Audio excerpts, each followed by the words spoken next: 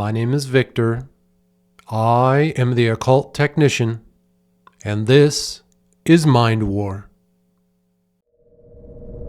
Mind War is sponsored by Victory Work Apparel. Use promo code Mind War.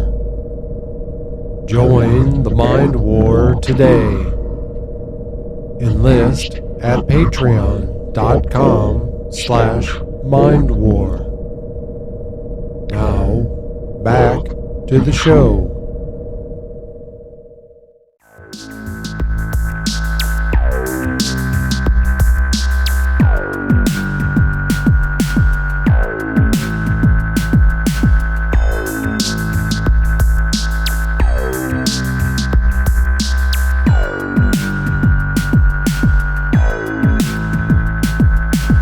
Welcome back to Mind War, folks. I appreciate you being here. We have a lot to cover today, so let's get started.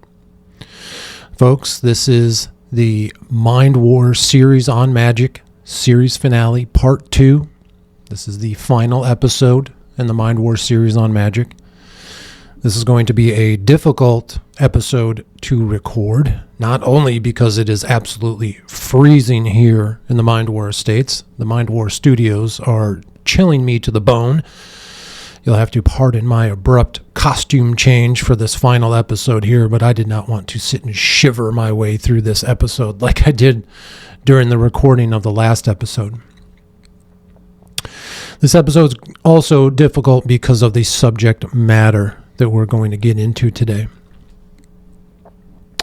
Before we get started, I want to remind all of you about what I said in my original introduction video on Instagram those so many years ago, and that is this: do not try this at home. Nothing that you are about to hear is real.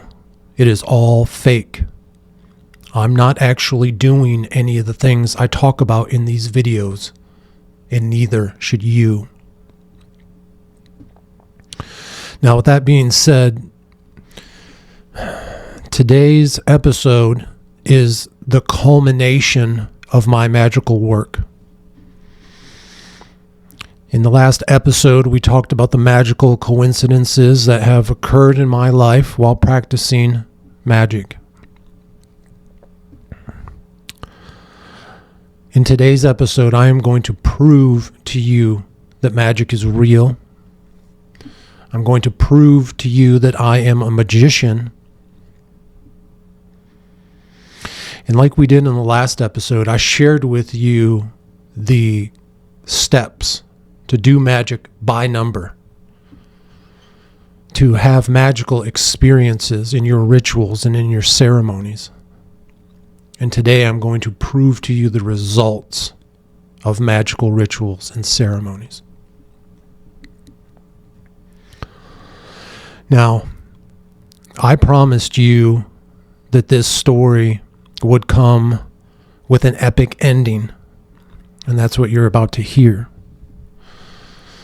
And we actually started this story back in Mind War series on magic, episode 17.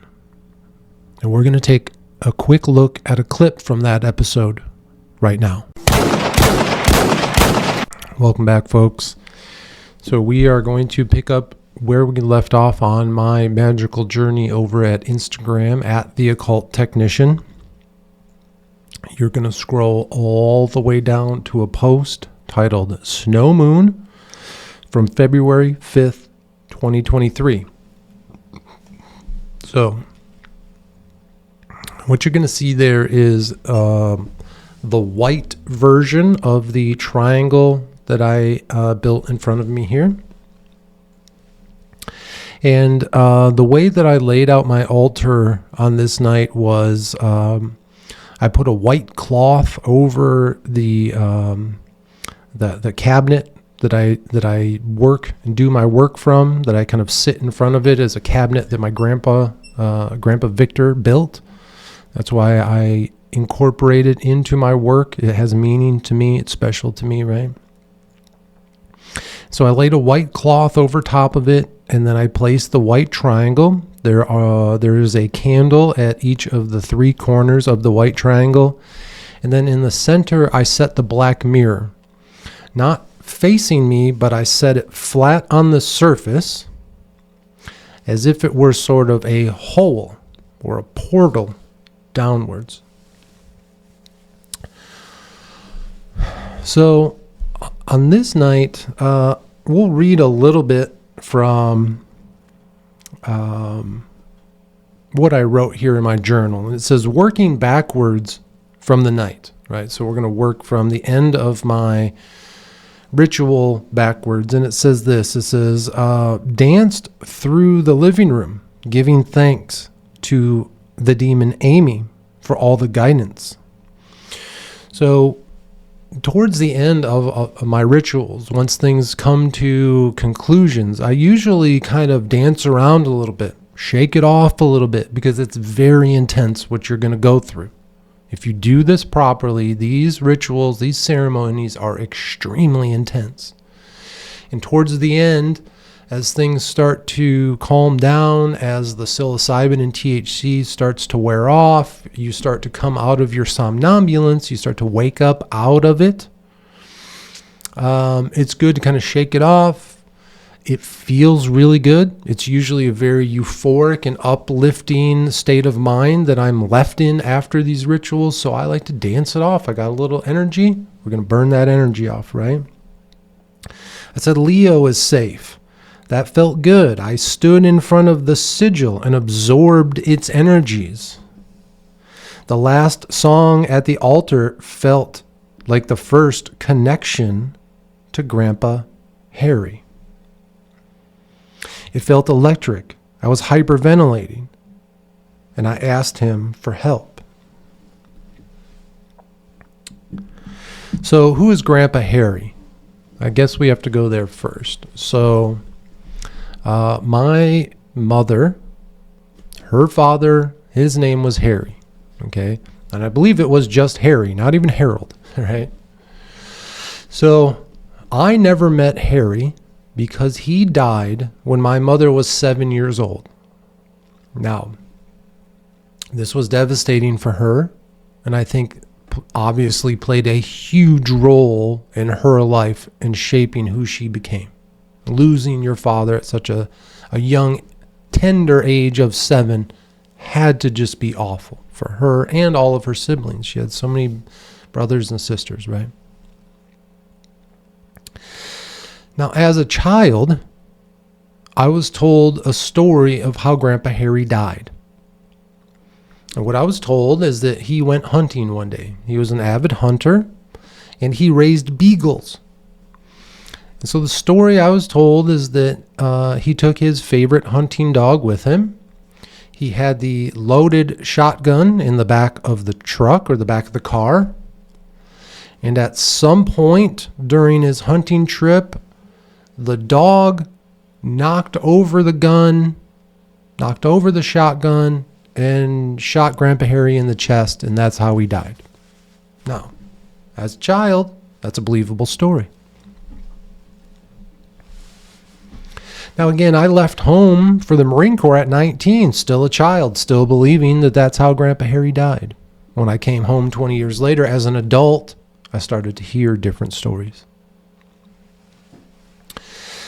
And one of the stories that I heard, which I believe this is pretty much consensus, is that Grandpa Harry may have been caught having an affair with the wife of the local sheriff. That's not good. And the local sheriff took him out. Again, when we talked about earlier in this episode, when you look at conspiracies, when you look at events that occurred, what's the most realistic, what's the easiest way that event could have occurred? You have one way, a dog hit a gun in the back seat, and it happened to just go off and shoot Grandpa Harry in the chest and kill him. It's kind of tough to believe. The other scenario, Grandpa Harry getting caught having an affair with the sheriff's wife and the sheriff not responding properly and killing him, that seems a little more realistic. I was pretty shocked when I heard that. Again, it was kind of like learning that Santa Claus isn't real, right? All of a sudden, all sorts of different, strings start getting pulled. Well, wait a minute, if Santa's not real, then neither is the Easter Bunny, and then wait a minute, what about Jesus and all that? Oh, and all the dominoes start to fall. The same type of thing. Once I heard that story, I go, wait a minute, what else in our family isn't true, right? What else in our family maybe are we hearing things differently? So I wrote here towards the end of my journal entry, it says a week ago, so I was visiting with my parents at this time, and it says a week ago, Mom said she saw Harry in my face, and then she ran upstairs, and I think she was crying. So a week before this ritual, my mom said she looked at me and said, "Wow, I see Harry in your face. You look like my father." And she ran upstairs and she was crying. Now, I've never heard her say that before. That was very interesting. Now, again, because I've never met Grandpa Harry, I kind of call him my dark passenger. I don't know much about him. I know my father. I know my mother. I know my other grandparents. I know Victor very well, my grandpa Victor. I spent so many days with him. He was such a good man.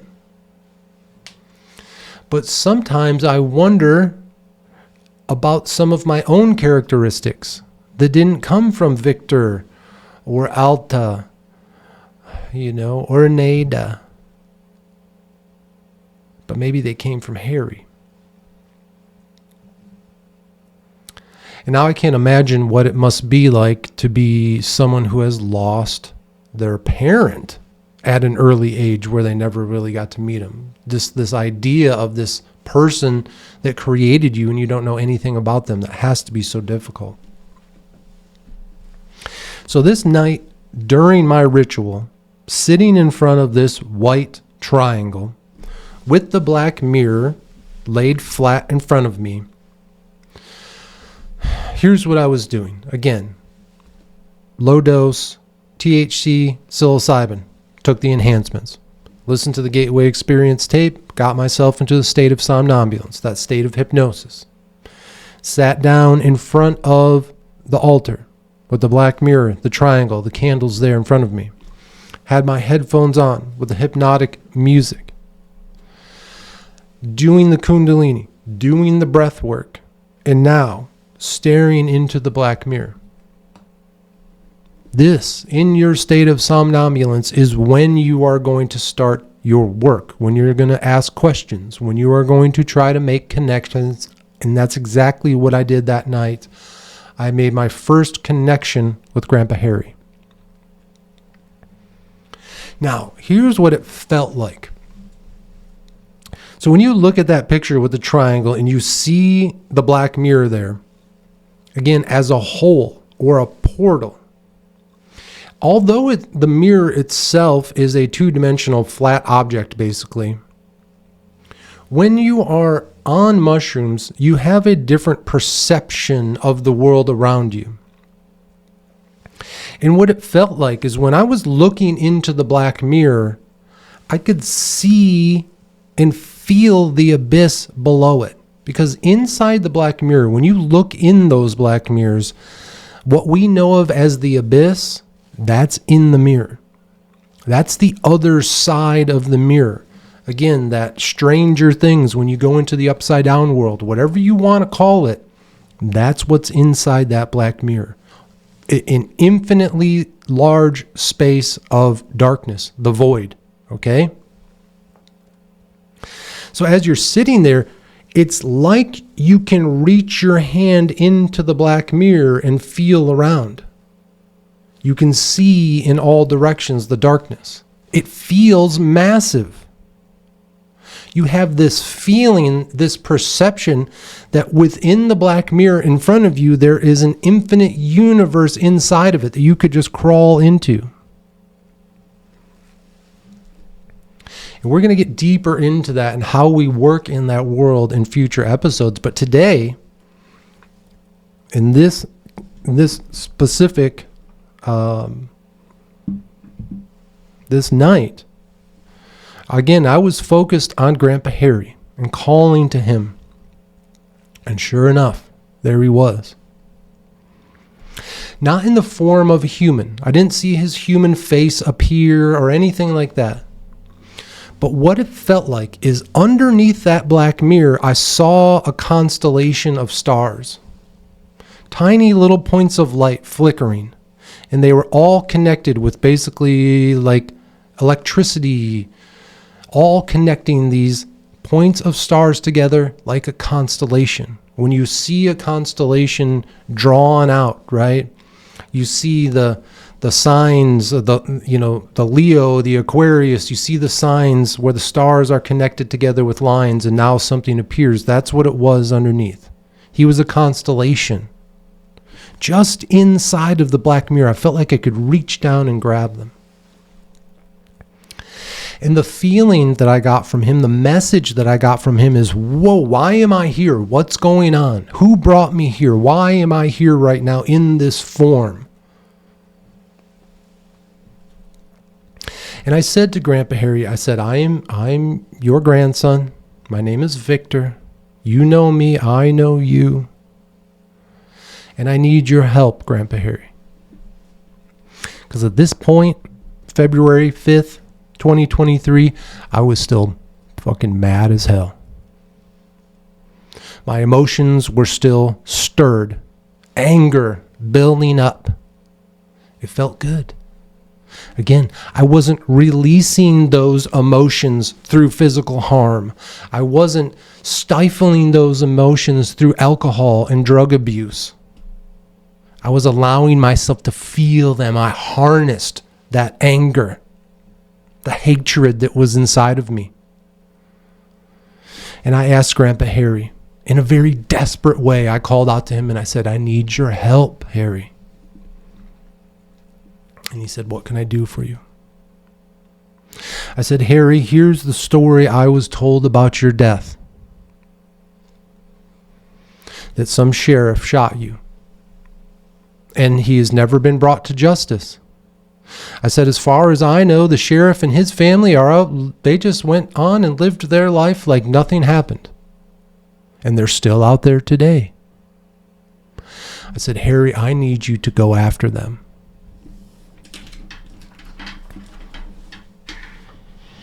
I asked him to drain the energy and wealth from the family of the sheriff that killed him. And use that passion and lust that he felt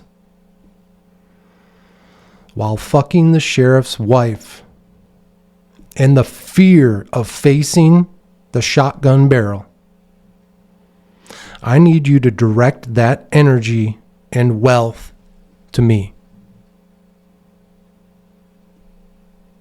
I said, Harry, I need you to go after the people that hurt you and extract from them their wealth, extract from them their energies and give it back to me. This is what we're talking about with magic, dark arts, whatever you want to call it. When you're asking for something, this is how you ask. You find your most recent ancestor, not some ancestor from some other tribe, your recent ancestor. And you resolve, recent conflicts in your family's history. You extract the energy and the wealth and all of those things from your family's enemies, not the enemies of some fairy tale.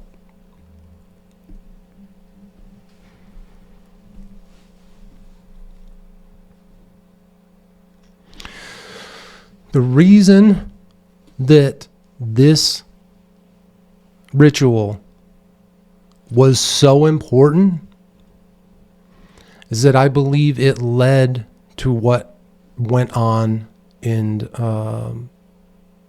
my recent past. I believe that some of the work that I did here has played a major role in the recent transformation. And we will talk about that and how that transformation occurred in future episodes. Okay? Because as we go through this, as we go through my work on Instagram, you're going to see this was the beginning. This was that ceremony that led to massive transformation later on in my life. And one last note that I want to make as we go through some of these other pictures is the card that I pulled, the tarot card that I pulled that night, was the Queen of Rings. Queen, you have feminine, and the ring. When we get to the future episode where we talk about the outcomes of this ritual, a ring plays a major role in it. Just like Lord of the Rings, one ring to rule them all. What I found is that the ring in question here had so much power in it because so many people wanted it that their true nature was shown. Just like in Lord of the Rings, when that creepy little guy, Gollum or whatever, he was all weird and all that stuff and shrunk down because his desire for the ring was so much. He was addicted to the ring. He allowed himself to become this twisted creature. And I saw that in real life. The people who wanted the ring, their masks fell off. Their fake outer selves that they presented to me and the rest of the family and the rest of the world, it melted away. And their greed showed itself. And that story is wild, folks. But that's a story we're going to share for another day. All right, welcome back, folks. So in that clip, you saw the magical ritual whereupon I called out to my grandfather Harry, Grandpa Harry, my mother's father, and I asked him to extract the wealth from the people who hurt him. You also notice that in that video, that the evening that I did that ritual, I pulled the Queen of Rings. And that's going to be important as we go through this story.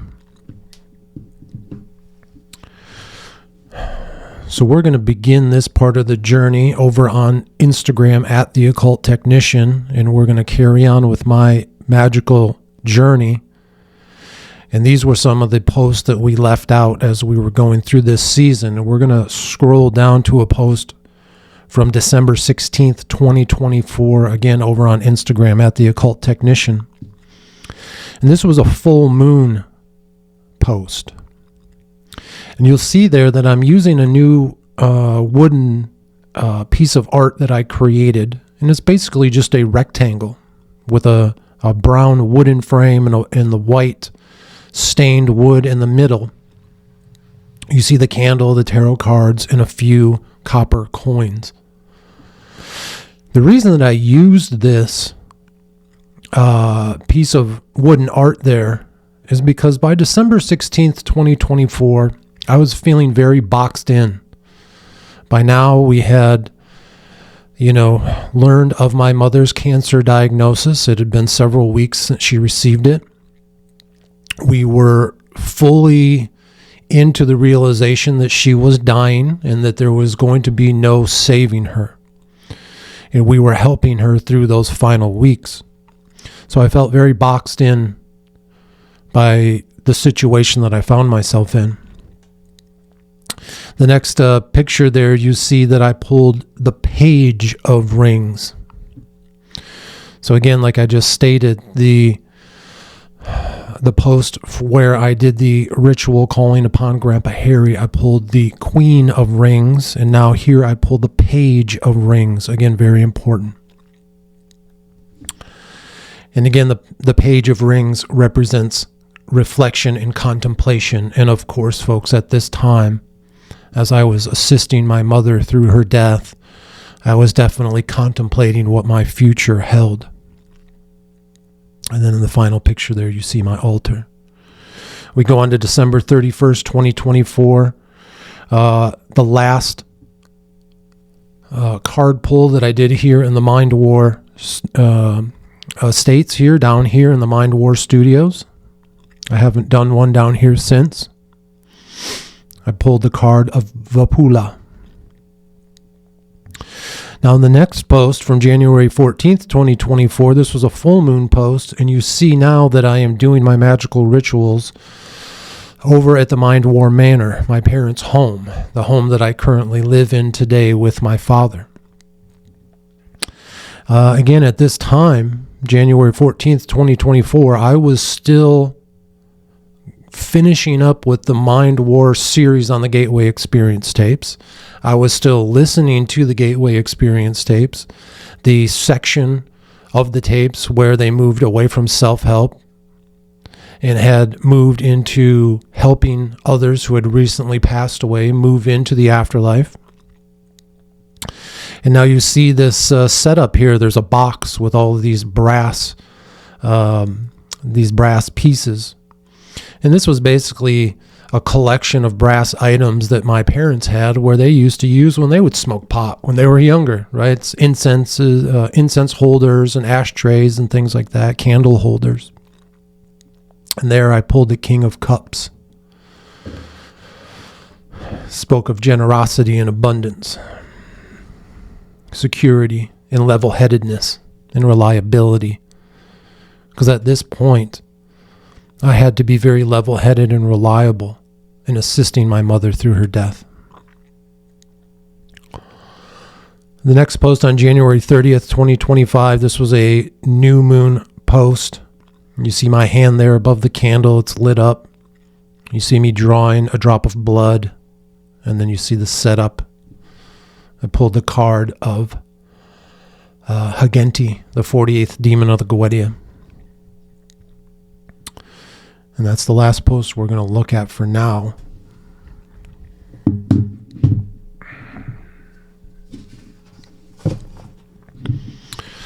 So now we're going to talk for a little bit about the months leading up to my mother's death. Again, these final weeks and months leading up to her death. Again, where I was going through the Gateway Experience tapes, right? So at that time, so this was in the week of Halloween and October of 2024, okay?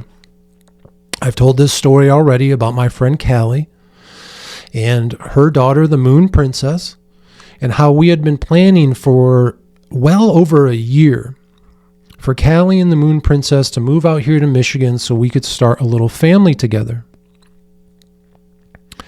And it was amazing because, you know, we didn't rush it. I knew after Callie gave birth that we should give her at least a year where she was living with her mother to really care for the Moon Princess as a tiny little infant, right? I thought it would be best for them to stay there. And I said, before you move out here to Michigan, I want you to come visit for at least a week so you can get to know my family. You can get to know the house and the town and where you're going to be moving to, just to make sure that you like it and it's something that you really want to commit to.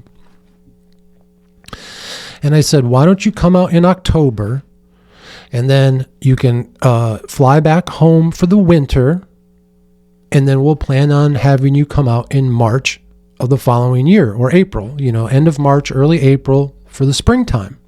There's no reason to spend your first months in Michigan during the winter, right? So during Callie and the Moon Princess's first visit, that week of October of Halloween in 2024, we visited my parents twice. The first visit was very comfortable, nonchalant. We spent some time talking together. We had dinner, and that was it. We only stayed for a couple of hours, then we went back. And then we returned later that week for a second visit. Again, a nice meal together. We talked for a little bit, and then when we went to leave, something changed. Mother said to us, I'm not feeling very well. I don't think that I should give you guys a hug. I don't want to get you and the baby sick. This is what she was telling to Callie. And I thought that was strange, right? Mother didn't get sick very often. So, a few days later, Callie and the Moon Princess went back home, and Mother went to the emergency room because she had really been coughing quite a bit and her chest was hurting. Now, she went to the emergency room by herself, and she was there for a couple of hours, and I thought, well, this is strange. Let me go hang out with Dad for a little while. If I don't want him to worry. And then Mother called me at 8:00, so I think I went over and hung out with Dad about 5 p.m. and she called me at 8 p.m. and she said, I need you to come to the emergency room alone. Of course, now I'm worried, right? So I get to the emergency room. I walk into the little room she's in, and the very first thing she says to me is, I'm ready to go. I'm ready to die. I go, wait, what? What are we talking about, Ma? I just got here. What is going on? So she said that they had done an x-ray on her chest because she had been coughing so much and was having pain in her chest, and that they found a spot on her lungs. Now, she hadn't, had the official diagnosis from the doctor yet, but the technician was kind enough to really warn her and say, doesn't look good. And so it was from that very first minute that I realized, okay, this is intense. And she again said she was ready to die. And she said, listen, we're not going to do chemo. We're not going to do radiation. We're not doing any of that stuff. We're going to do very little in order to try to stop this, because she said again that she was ready. We returned home, and within about 24 to 48 hours, the news went out to our family and friends. And now I want to take a moment just to introduce my mother's family to all of you. So, again, my mother's father, his name was Harry, Grandpa Harry. He's the man that we've talked about so far. Her mother, my grandmother, I've said her name in past episodes, so I may say it throughout today's episode, but I think I'm just going to call her grandmother the best I can. Now, what's interesting about my grandmother is her sister is a twin. And so what happens with the twin gene is it gets skipped a generation. So my grandmother and her sister were twins. It skipped my mother. I was given the twin gene. And then through my supernatural dual-headed spermazoid, I was able to create my Gemini twins. What's interesting with that story is I have a female and a male cousin who both have sets of twins. My female cousin's twins are the opposite gender of mine, and my male cousin's twins are the same gender of mine. Very strange. Very interesting genealogy, folks. Now, again, like we heard in the clip from Mind War episode 17, Grandpa Harry died when my mother was 7. And so my grandmother remarried a man named Jesse, who was my grandfather. That's the man that I know of as my grandfather, because again, I never met Harry. Jesse is a wonderful man. I will say nothing bad about him here. So Harry and my grandmother had 3 children. There was Ruby, the oldest sister, And then my mother, Mother Mind War, was the middle child. And then there is Jerry. She is the youngest sister. So there was 3 sisters. And then then my grandmother and my grandpa Jesse, once they got married, they had my uncle Saul. So Ruby, again, the oldest sister, I really don't know how else to describe her besides a typical, awful, left-wing lunatic. Overweight, nasty, mean, and just spiteful. Just a hate-filled monster. And again, this is difficult to talk about. I'm not here to gloat. I'm not here to disparage these people because it's something I'm excited to do. This is difficult for me to do because this is my family members, people who I love. But man, this woman is awful. And then again, my mother, she was the middle sister. And then you have Jerry, the youngest sister. She is braggadocious, to say the least.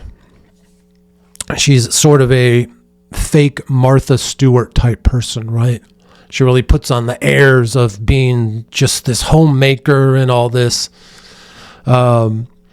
She's also what I believe to be fake rich. She constantly was bragging about the wealth that her and her family have, that the businesses that they own, how wealthy they are, their big mansion down in Florida, and how her family members fly on private jets and all this.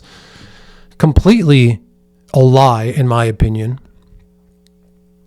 And again, just there's this real fakeness to her.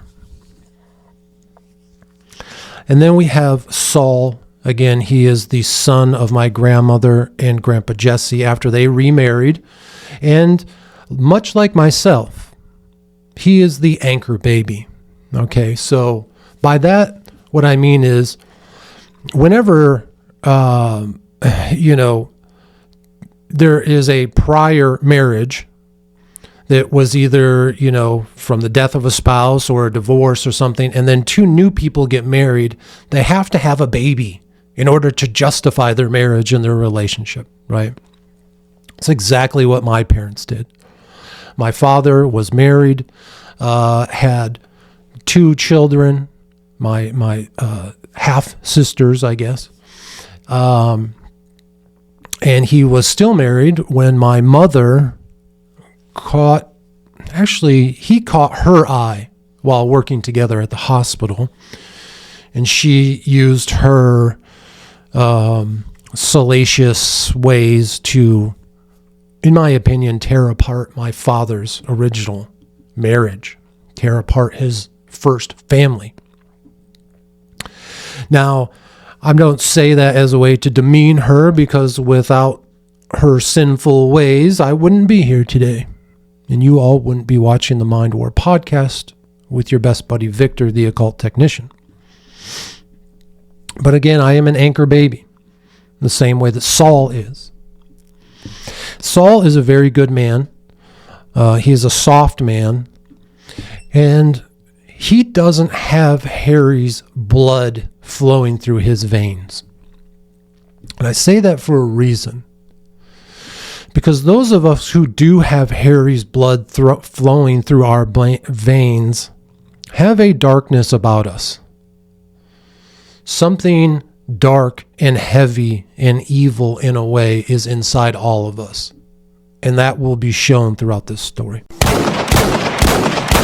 So again, we talked about how my mother was diagnosed with cancer in the early days of November 2024.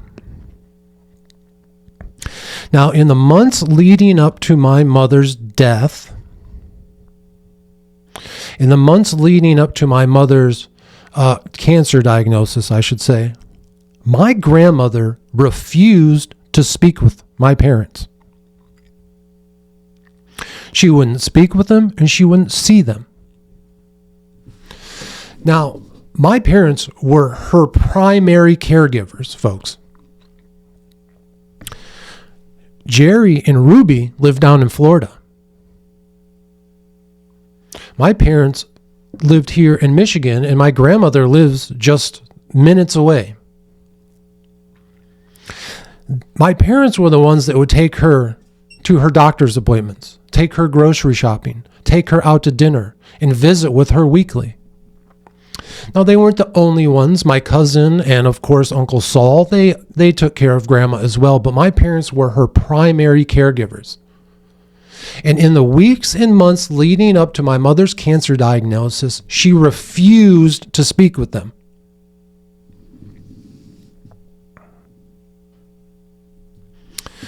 The reason that my grandmother refused to speak with them is because Aunt Ruby had convinced my grandmother not to speak with my parents because of politics. Again, Ruby is a fat, nasty, spiteful, left-wing lunatic. And she was able to convince my grandmother not to speak to my parents because of the upcoming Trump election in November of 2024.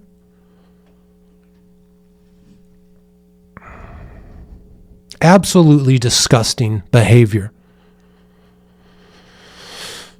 But it brings up a few questions. And those questions are this. Now, my grandmother, I believe today, is 92 years old. So again, this happened over the last few years. And my question is this, was my grandmother senile? Did she have dementia? Did she have Alzheimer's?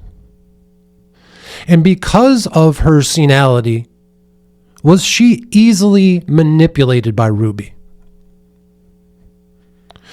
Was my grandmother easily manipulated by Ruby to not talk to my parents because of politics, because my grandmother was senile and losing her mind? Or was my grandmother of sound mind?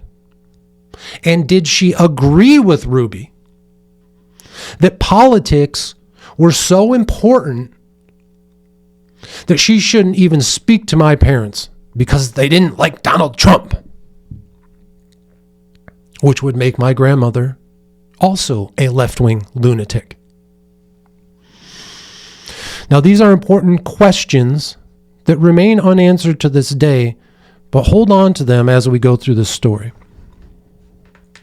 Now, of course, as soon as the cancer diagnosis was learned and was shared throughout the family, my grandmother came running back and fell down on her hands and knees and begged for forgiveness. Never forgive. Never forget. Now, at this point, my mother and her older sister Ruby, they hadn't talked in years. It was this animosity that they had for each other that taught me that it's okay to hate your own family. Now, once the diagnosis went out, of course, here comes Jerry to the rescue. So again, we had about 3 months from the diagnosis to my mother's passing. And quickly after the diagnosis, I got a phone call from Jerry. And basically, she tried to take over. It became the Jerry Show. And here's some of the things she talked about on that first phone call to me. First, she laid out the schedule. She talked about how she would be staying at my parents' house for 2 days, and then I would be staying for 2 days. That way we could have, time to recoup and recover. She talked about how she would be preparing all the meals and be cleaning the house. All of these things she talked about. She laid out the schedule. She also talked about how she was going to be borrowing my dad's truck. Now, folks, Dad doesn't have a lot of possessions that he cares about, but man, he loves that truck. And he hated this idea. He was not okay with it. But what was interesting is, Jerry says, well, I talked to your mother and father about it, so that's going to happen. Now, on this first call, Jerry mentioned ivermectin and how we have to try to do ivermectin in order to save my mother. Despite my mother, again, saying no chemo, no radiation. This was very upsetting. Mother was dying, and Jerry was sitting here talking about conspiracy theories about how to save her. It was pretty disgusting.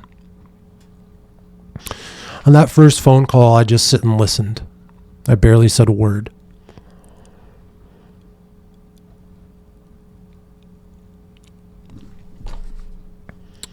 A few days later, she called again.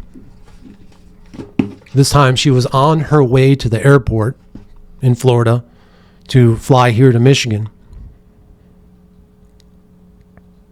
And she said, "Oh, can you meet us at the airport with your dad's truck?" And I said, "Jerry, let me tell you how it's going to be." Things changed. I told her she wasn't going to be borrowing Dad's truck. He didn't like the idea, and neither did I. Now, when I first said this, she started laughing. She didn't take it seriously. She thought I was just goofing. "Oh, come on. Come on, just meet us there." And I said, "No, it's not happening." And then she went off on this tangent about the financial hardship that her and her family were going to incur if we didn't let her borrow the truck. Again, financial hardship from the woman who constantly was bragging about how rich her and her family are. And now I'm supposed to give a shit about your financial needs, Jerry? I don't think so.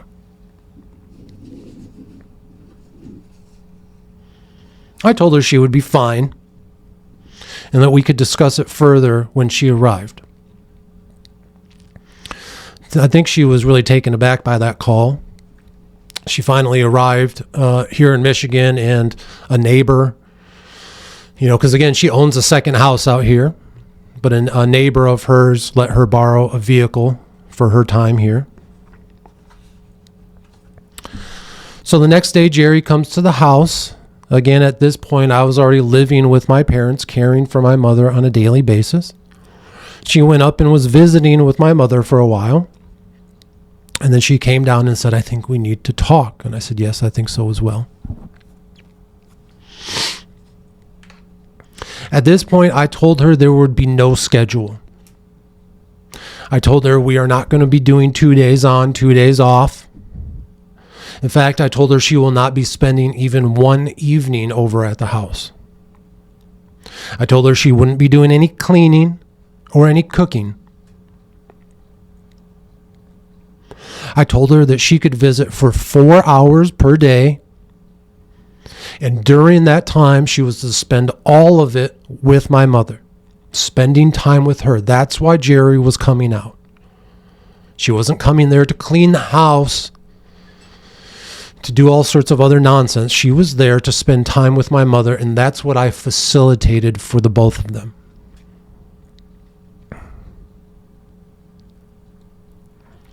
Now, she cried, and she said she had never been spoken to that way. And I knew she hadn't, and that's exactly why I spoke to her that way.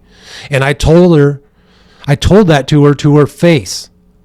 I said, "Jerry, I know you've never been spoken to this way, and it's exactly why I'm doing it today."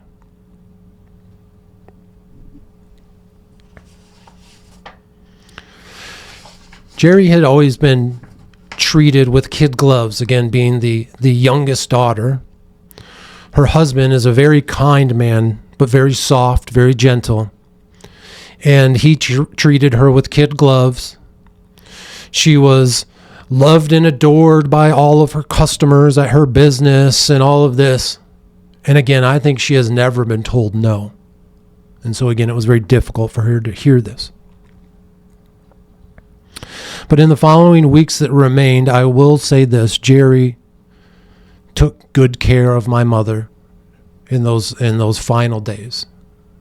She did exactly what she needed to do, which was to spend time with mother and make sure that she had a female figure with her in her dying days. Because Dad and I mean, we're just, we're a couple of dudes, right? We're not emotional. We didn't cry throughout any of this, so she had a shoulder to cry on with Jerry.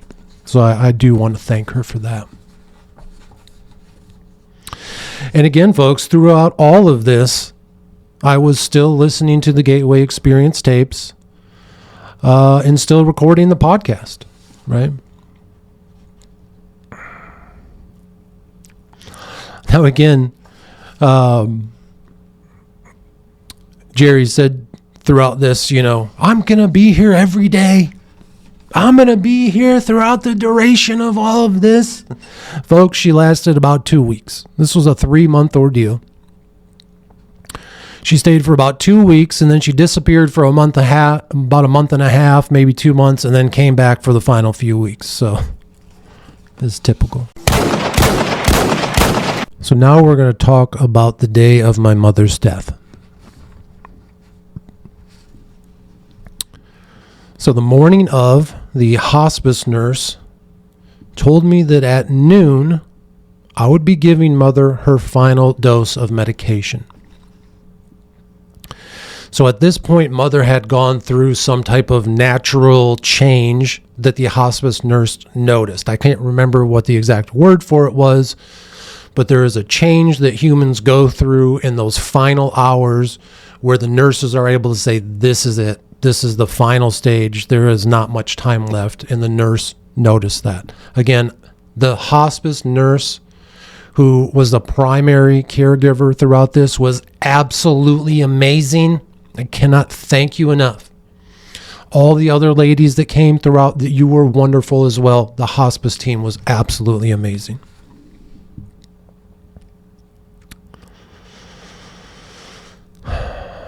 So, the dose of medication, basically, Mother had fentanyl patches on to keep her out of pain.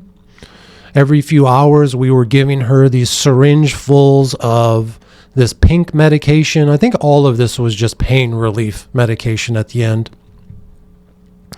And then for a while, she was swallowing these pills until those last final days where we were crushing them up and had to put them in the syringes as well. And most, we were, giving her this medication through the syringe every few hours, 24/7, right? And so that final dose, the hospice nurse laid it out, and there was a lot of syringes, folks, a lot more than we normally gave. And it was ultimately this dose of medicine that led to Mother's death. And so at noon on the day of her death, I did as I was instructed, right? Because the hospice nurse and I went over all of this around 10 a.m. And then at noon, I gave her that final dose and said goodbye to the hospice nurse. At this time, the family and friends were gathering around over at the Mind War Manor. There were 8 of them total, plus myself. And at this time, I decided to leave. And I left around 1 o'clock. I returned home to the Mind War Estates where I showered up, I took a nap, and prepared for the inevitable. I got dressed in my Adidas tracksuit, the tracksuit that I wear when I do my magical rituals. I put on my rings and my necklace. I was looking good, folks.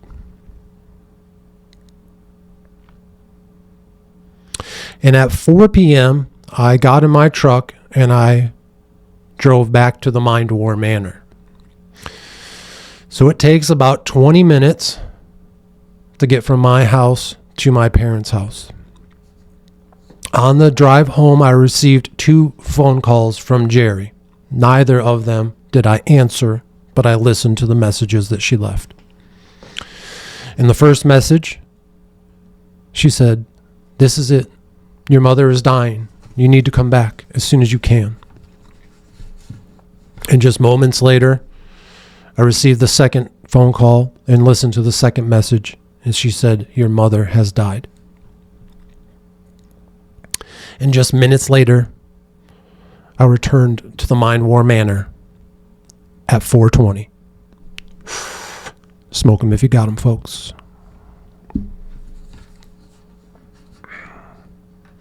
I returned home to mourning and the shedding of tears, but I shed not one. Again, my mother was a very professional woman. That night in the ER, she set a very professional tone to her death, and I upheld that tone throughout the process. I figured I owed her that much. Shortly after her death, the coroner came. We spoke for a few minutes, and they prepared to remove Mother's body. I asked everyone to leave. I stood at the top of the stairs, and I said, "We're going to need some privacy for this next part, folks." After everyone said goodbye to Mother, they all left. Father and I went out to the garage to have a smoke while the coroners did their work. And within just a few minutes, we heard the doors of the hearse close, and we heard it drive away. And just like that, it was over. It was just Dad and I. Now back over on Instagram at The Occult Technician, you see a post from that night titled, "Thanks, Harry." That night I set up a little ritual with the black mirror and a picture of Grandpa Harry. And I thanked him for coming and getting his daughter. I knew at this point Mother had been suffering. To be honest, folks, Mother should have been given the choice to do assisted suicide 3 or 4 weeks prior to her death. Those final 2 weeks were awful and unnecessary. And America, for as horrific as it is for things like abortion, killing the unjust, killing the unborn, for as horrific as it is for allowing criminals to escape justice by not having the death penalty, we are a horrific country where we will put down our dogs and our cats in a humane way, but not our own family members. But on that night, I gave thanks to Grandpa Harry for coming and getting his daughter. You see a picture of me there in the reflection in the window in the kitchen. And then finally you see a picture of my mother and I from when I was just a boy. 48 hours after Mother's death, Jerry returned to collect her things. A few odds and ends she had left around the home.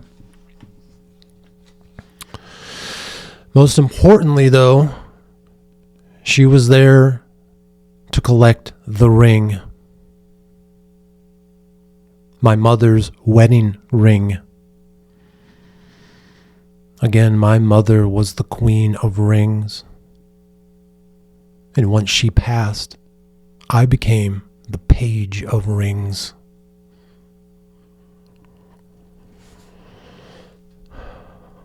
Now, supposedly, the ring, this ring that I hold in my hand, contains a diamond that once belonged to Grandpa Harry. It's not a bad looking ring if I do say so myself. You can see this ring in some detail from my post on February 3rd, 2025 on Instagram at The Occult Technician. You can see it there. I'm holding it in my left hand with my obsidian ring staring back at you.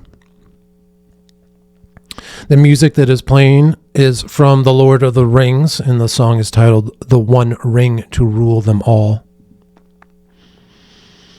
That night,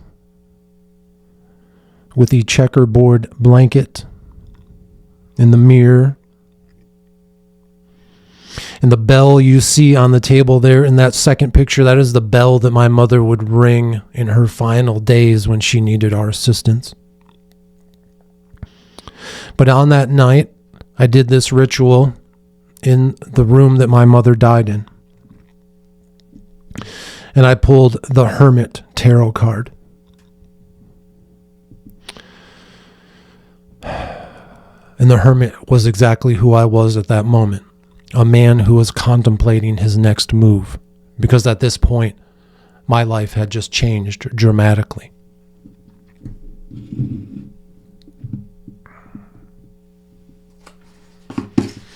I also have here, just to make note, I have Grandpa Harry's dog tags from his time in the Navy, as well as my father's dog tag from his time in the Army, and my dog tag from my service in the United States Marine Corps.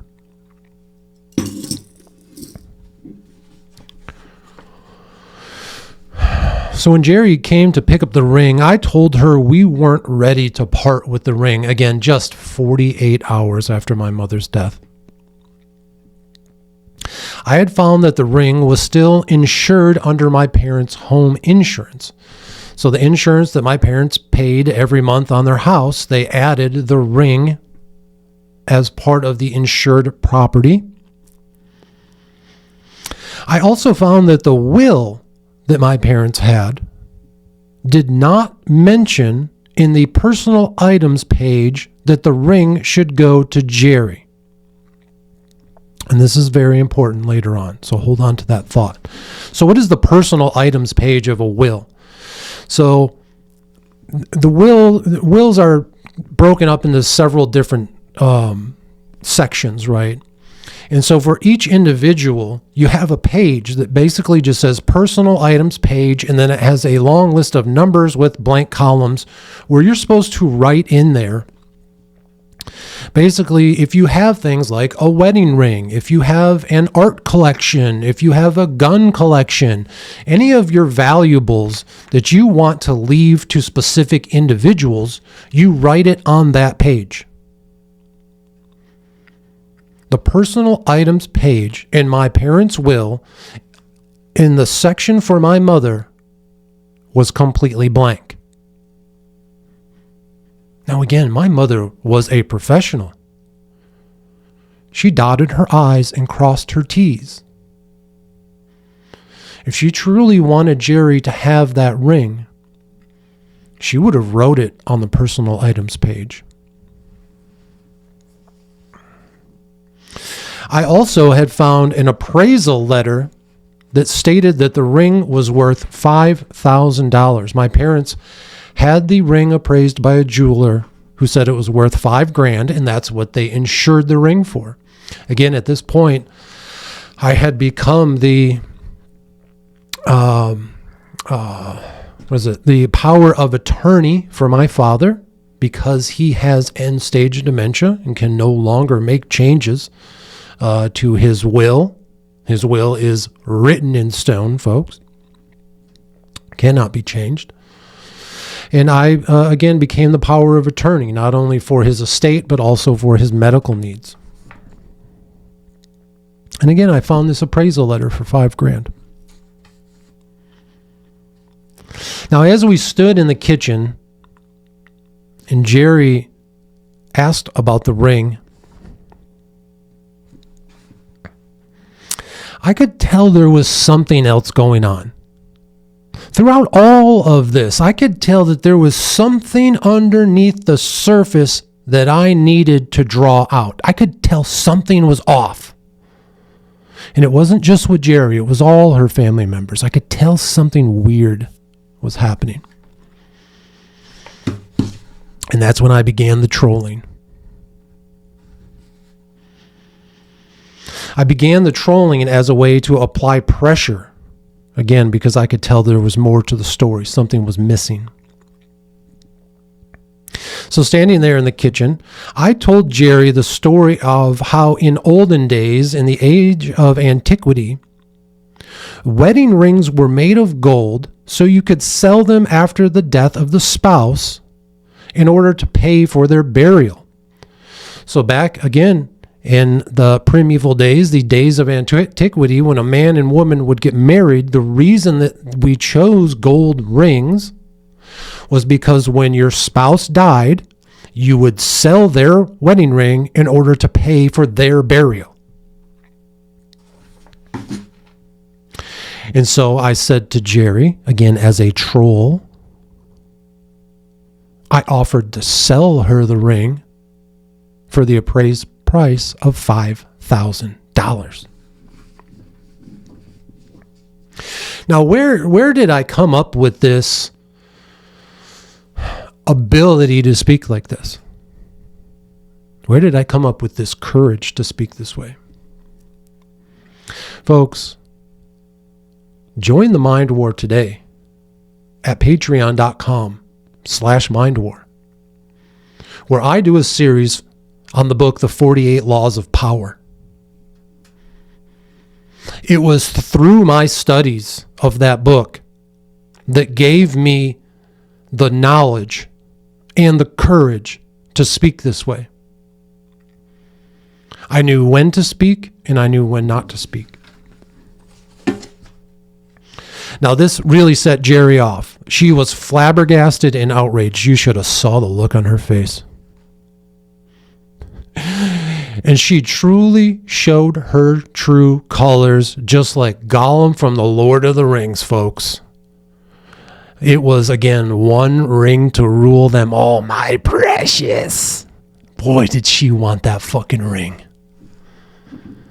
Boy, did she want this ring so fucking bad.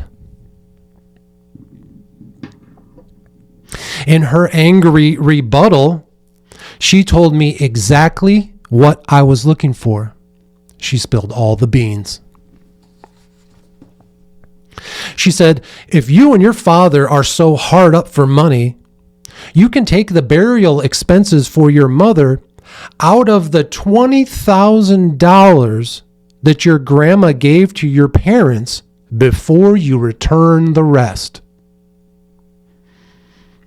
Boom.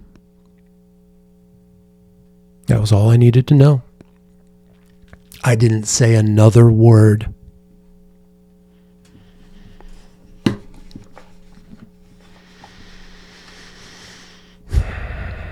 $20,000, huh? That we're supposed to return to my grandmother? Interesting. This was the first time I'd heard of that. Now, shortly after this, again, just, really minutes later, my cousin, the one who I mentioned earlier, who has twins, she came over with yet another new boyfriend. She seemed to constantly be cycling through men.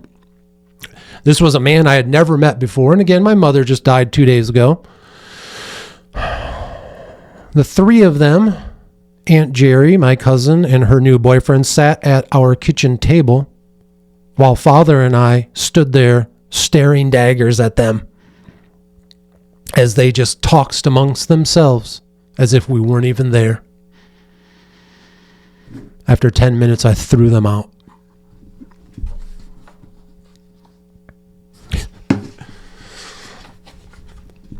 Later that evening, Jerry did what all dumb, spoiled women do.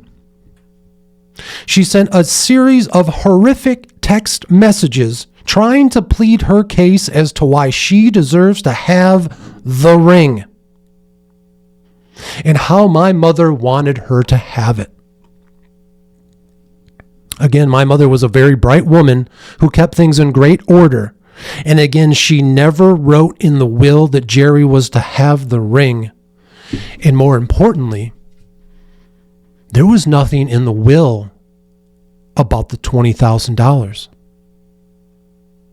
There was nothing in the will about this money that my grandmother supposedly had given my parents that was supposed to be returned at some point. The next day, 72 hours after my mother's death, I received a phone call from my grandmother. I didn't pick up the phone, and she left a message. Danny, you know that money is mine, and I want it back. I deleted the message. And I wonder, even to this day, who manipulated her into making that phone call and leaving that message.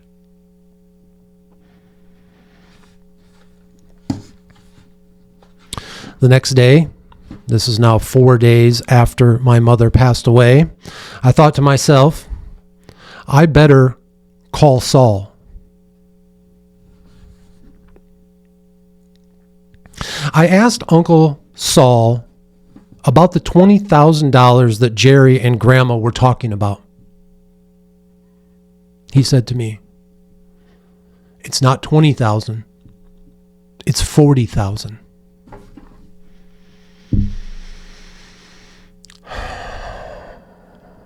Again, thank goodness for the 48 laws of power. Through my silence on that phone call, instead of screaming at him and saying, what the fuck are you talking about, and this, that, and the other, I just stayed silent. This silence applied pressure to him to reveal what I call the scheme. Saul began to tell me about what I call the scheme. Several years ago, my grandmother and her 4 children began discussing the possibility that she may need to live in an assisted living facility, aka an old folks home. So again, several years ago, my grandma started talking to her kids about the fact that she may need to move into an assisted living facility because she currently lives on her own. At this point, my grandmother had $160,000 in her savings account. And the 5 of them discussed this trope that assisted living facilities are known to take advantage of old people and quickly drain their bank accounts once they determine how much savings they have.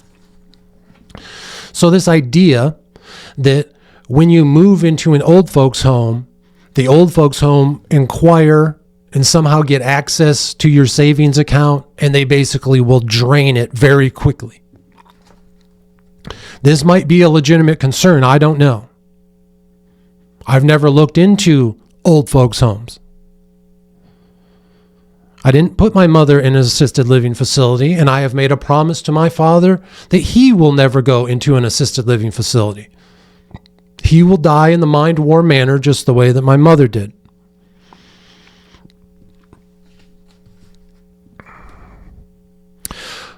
Of the 5 of them, whoever brought up this idea into the discussion, I believe, is the author of the scheme. Now, of course, if we asked the remaining individuals who are still alive today, they would blame my mother because, of course, they would blame the dead. That's the type of people they are. So here's how the scheme worked. My grandmother would give each of her 4 children $10,000 apiece for 3 years. And in the 3rd year, she would give an additional $10,000 to each of their spouses for a total of $160,000.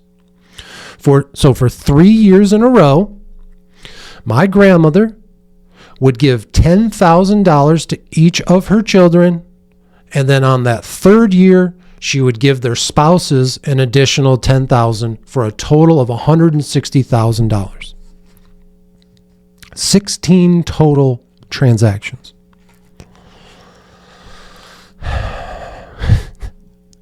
This is literally what Saul said to me on the phone call. He said they devised this scheme for two reasons. The first was to stay under the gift threshold in order to avoid taxes. When one person gives another person $10,000 or less, it is considered a gift by financial institutions here in the United States. And when it is given as a gift, does not inquire or incur property tax or income tax. So the person who receives a gift of $10,000 or less from another individual does not have to pay income tax on that money. So in order to avoid income tax, they broke out these transactions over 3 years at $10,000 a piece, again, specifically to avoid the tax penalty. And the second reason was to secure the money from any future assisted living facilities that my grandmother may need to go live in. So again, in order to get this money out of her bank account and into the bank accounts of her children so that any future assisted living facility wouldn't rip my grandma off. Wow. The truth is on the table, folks. I was shocked listening to this phone call. Absolutely shocked.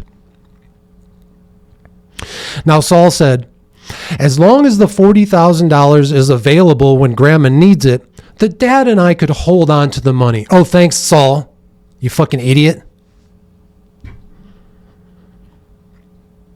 At this point, I had already become the power of attorney for my father's estate because of his dementia and was making financial decisions on his behalf. The only thing that I told Saul was, you guys really should have got this on paper. I made no promises to Saul, and the conversation abruptly ended. Now, a side note, Jerry and her husband purchased a new home right around the time that these funds were distributed. Maybe it's just a coincidence, but it seemed like odd timing. This next section I call crime time. Now, before we go any further, we need to stop for a moment and let me clarify something for all of you.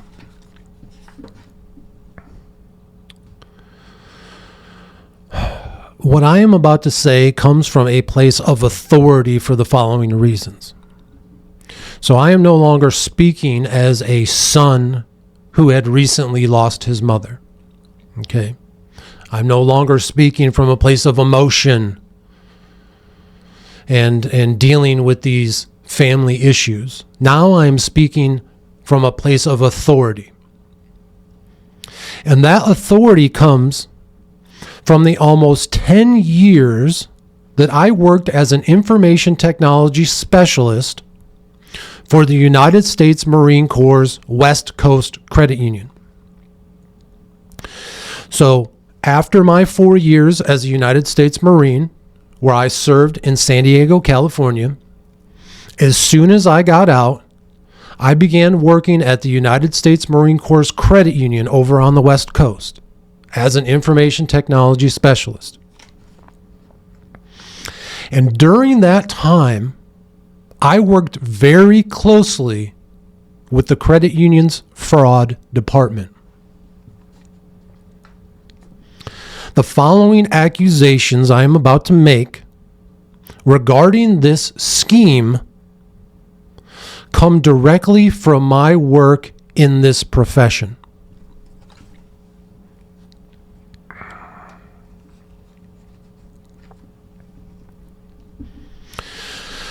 when the money was transferred from my grandmother's savings account to the accounts of her 4 children and their spouses in a $10,000 a year increment over the period of 3 years,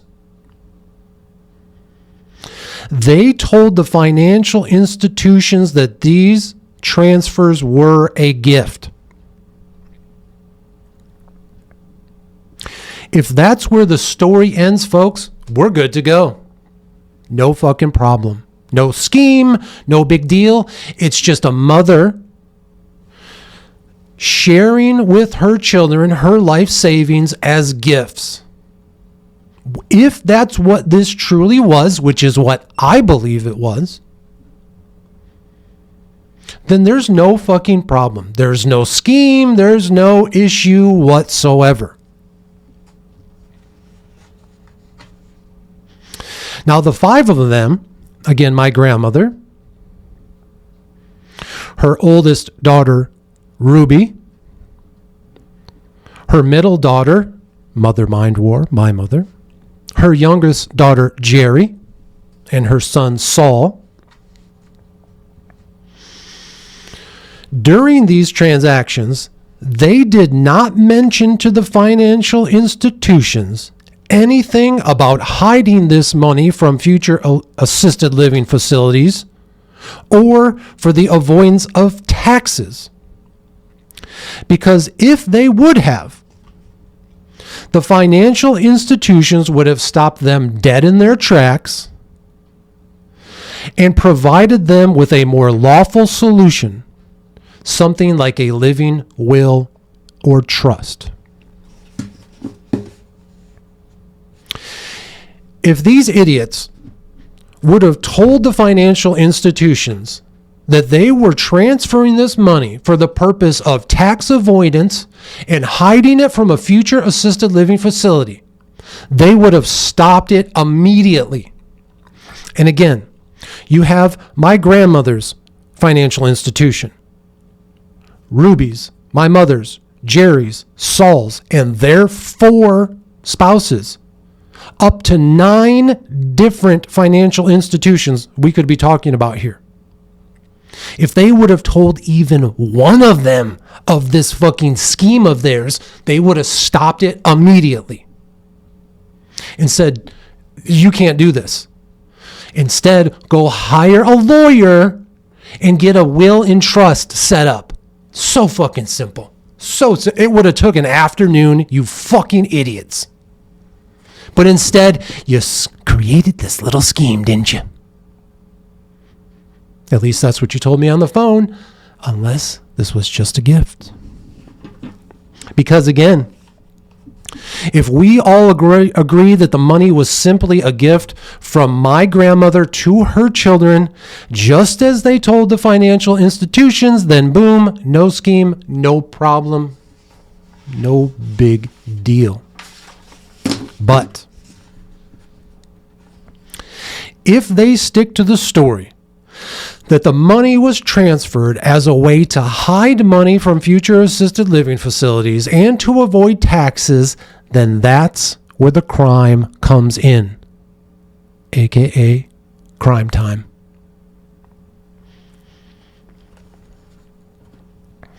Again, what I'm about to say is based on my professional opinion from my time working with the fraud department for the United States Marine Corps Credit Union. Here are the crimes that I believe committed if they continue to say that this scheme is what they actually did. Number 1, bank fraud. Because they lied about the purpose of this transaction, that is bank fraud. If you go into a financial institution and tell them that you're going to do a transaction for a purpose other than what you say it is, that is a lie. That is bank fraud. Number 2, wire fraud. If any of these funds were transferred electronically over a wire, that could be considered wire fraud.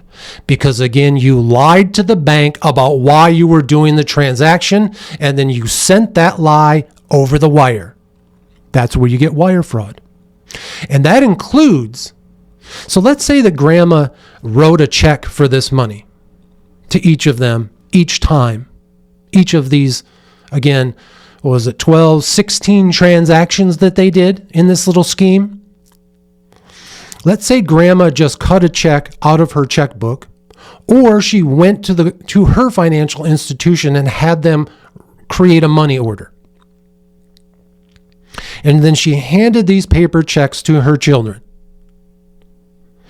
If any of them used their own financial institution's app and took a picture of that check and then deposited the money that way, I believe that would be wire fraud.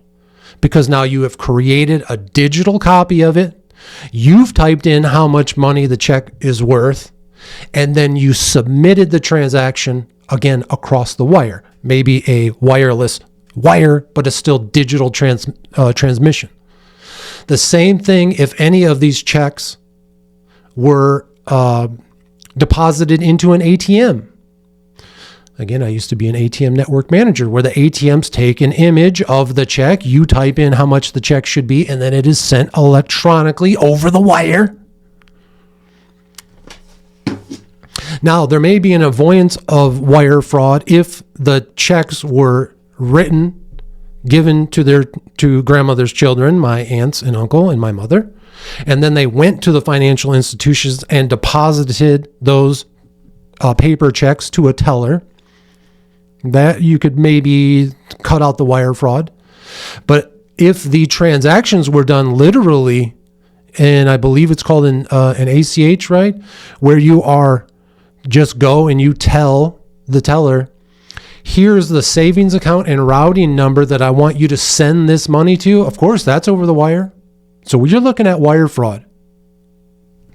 Number 3, tax fraud. I mean, easy. Saul openly admitted to tax fraud if this scheme is what they're going to continue to talk about. He openly and blatantly admitted that they chose the $10,000 gift limit in order to avoid taxes. Absolutely insane. Because, I mean, think about this, folks. The bank fraud, where they just lied to the banks about it, that may be able to be handled by the fraud department of the financial institutions and the local police, right? If it was just the bank fraud purpose. But once the wire fraud get involved or becomes involved, now I think the FBI gets involved. Okay? Because now you bumped it up. It's bank fraud, now it's wire fraud. And now that you've done the tax fraud, which you've openly admitted to on the phone call, now the IRS is going to get involved. Fucking fool.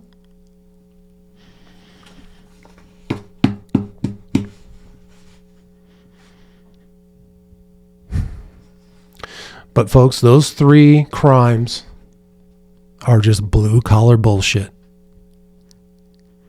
They're a slap on the wrist, maybe pay a fine, pay a fee. But not crime number 4.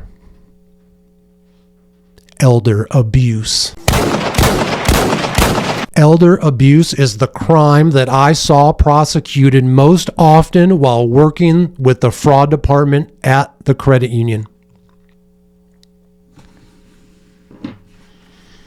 Because my grandmother is 92 years old. It was, I believe, 89, 90 years old, 91 years old when this scheme was processed. If there is any crime to be found, if there is any manipulation to be found, her 3 remaining children will be charged with elder abuse. Elder abuse or inside job.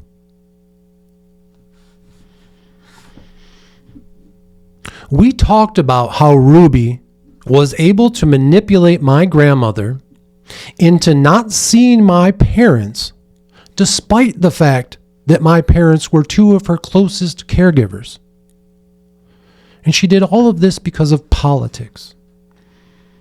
So again, the oldest daughter, Ruby, was able to manipulate my grandmother into not speaking to my parents, even though they were so kind to her and so caring. In those weeks and months leading up to my mother's cancer diagnosis, because of politics, because of Donald Trump, you fucking left-wing scumbag, you fat... This devastated my mother, folks.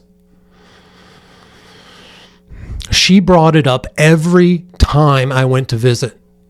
And each time it got worse and worse. I could see every time that I would go to visit, she would be more and more upset than she was for the last time. Weeks and months leading up to her cancer diagnosis. This is how her family treated her. Now, remember how we asked two very important questions earlier on in this episode of whether my grandmother is off her rocker? Does she have dementia? Does she have Alzheimer's? Is she senile? Or is she of clear mind? Is she of her right mind? Does she have it all together? That's a very important question, and here's why.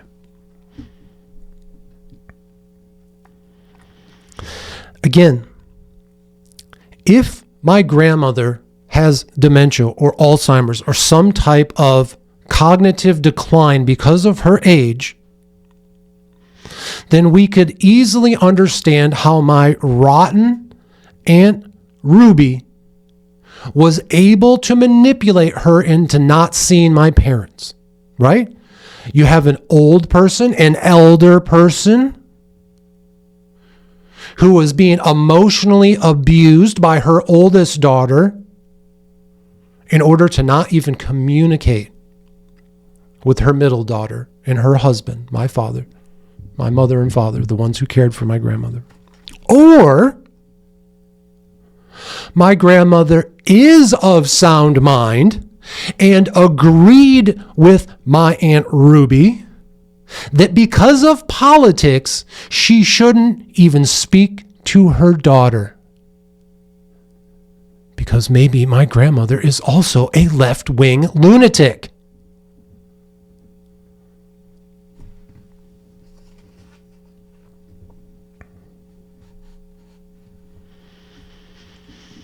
Again, if she is senile, possibly having dementia or Alzheimer's, then we would have to believe that she could easily be manipulated by Ruby into carrying out this money scheme. If grandmother is so off her rocker, if she's so senile, if she has dementia and Alzheimer's, so badly that she could easily be manipulated by Ruby into not seeing my parents, then Ruby could have easily manipulated her into committing this bank fraud, this money scheme. And yes, I do believe that this entire scheme was cooked up by Ruby, and that she manipulated and pressured my grandmother into selling this idea to the remaining siblings. Or my grandmother could be of sound mind.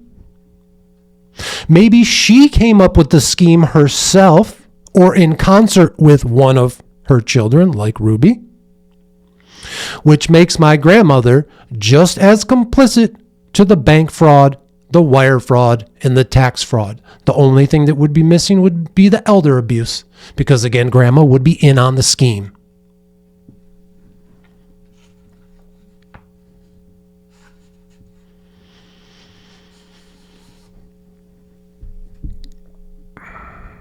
Again, if my grandmother was of sound mind,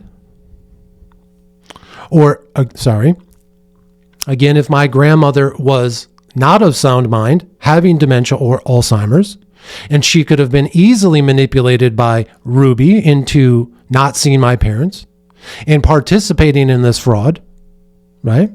She could easily be manipulated. My grandmother could be easily manipulated if she was not of sound mind into not seeing my parents and into this ridiculous money scheme. Or she was of sound mind, agreed with Ruby, not only on not seeing my parents, but also on the money scheme. And that would make her such a cold person, simply a left-wing lunatic who would be willing to destroy her family over politics,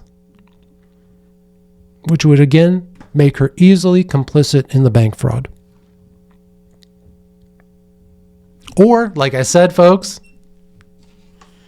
we can all simply agree that the money was a gift.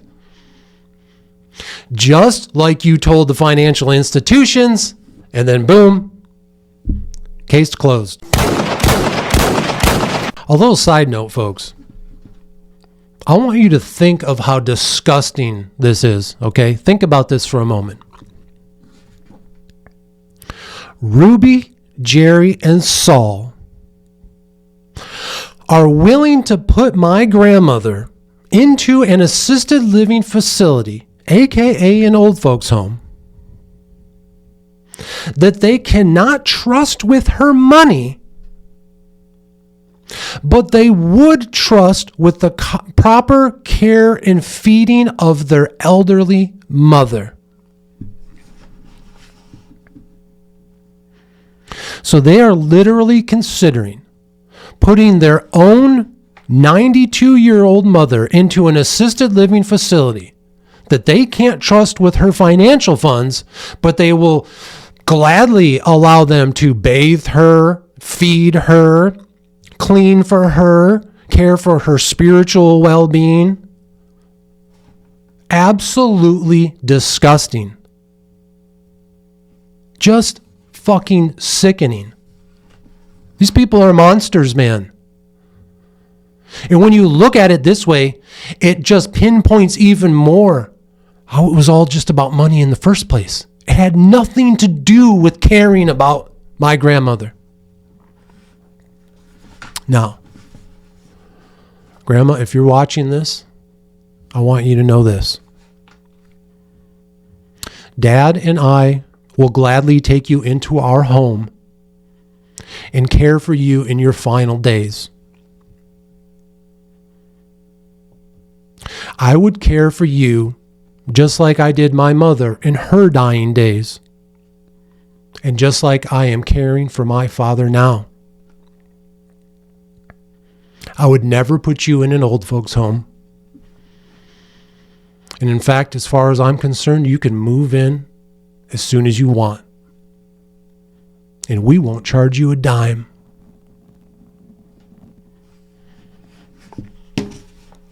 Absolutely disgraceful.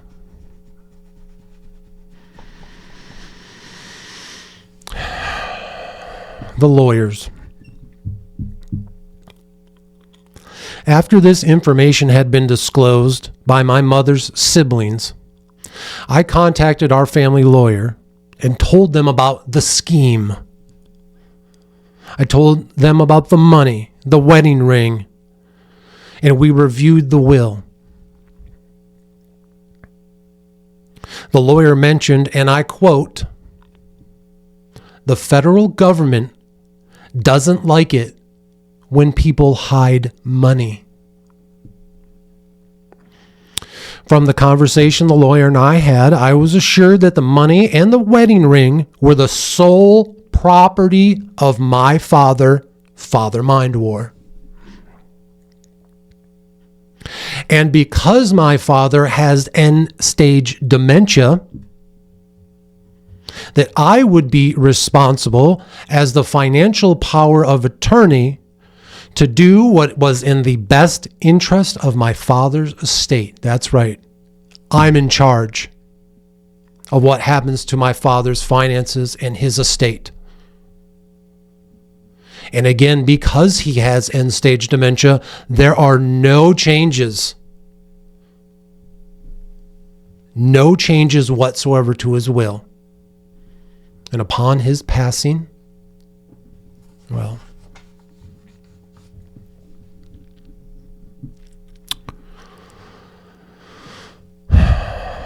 the gift.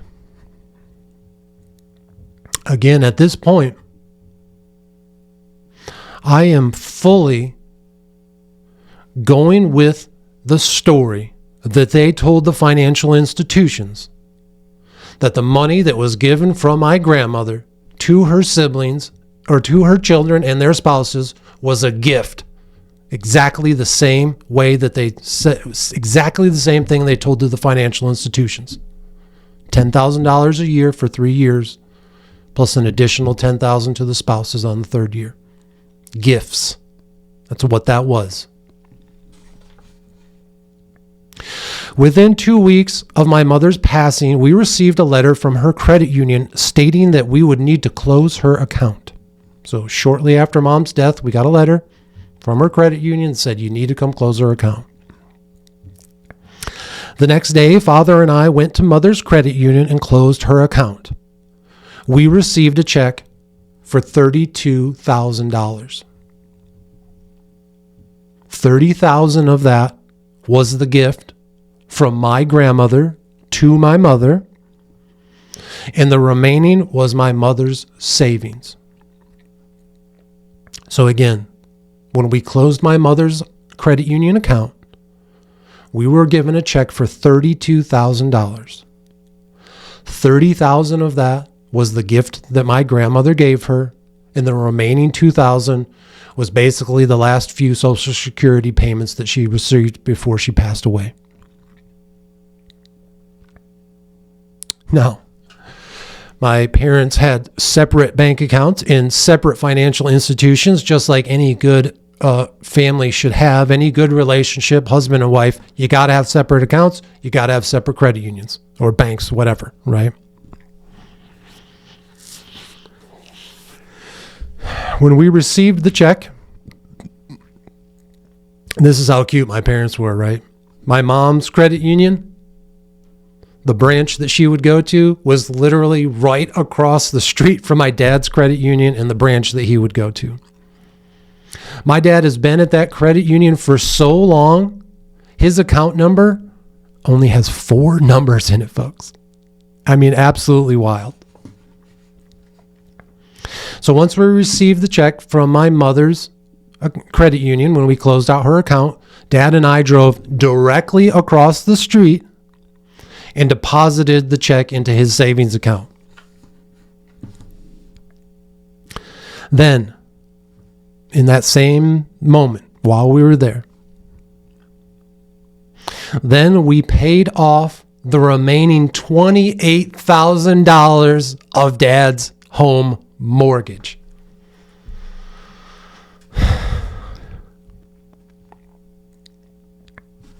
We paid off the mortgage for the home that my father had been living in for over 40 years, the Mind War Manor, my childhood home, the home that I currently live in with him as I care for him in his state of dementia and in his late stage, his elderly stage here.